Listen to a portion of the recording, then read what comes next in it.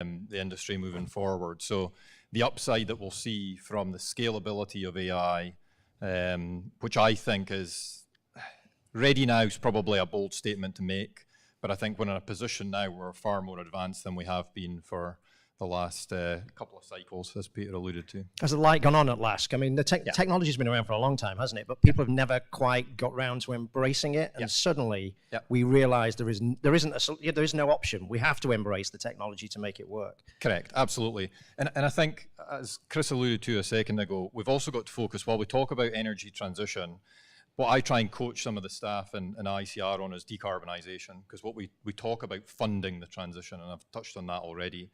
And I think that's where we're going to see data and how we use data and the digitalization I've alluded to already really supporting us moving that forward. Fabulous, thank you. And Peter, just taking that to the next stage, obviously there's a huge need to shift towards the energy transition. And yet the supply chain is under pressure, the inflationary pressures are there, wage costs are rising. How do we do this? And are the operators, the producers, are they supporting the supply chain enough to help make that transition? Is it a perfect storm in effect? Wow, yeah, that's a big question.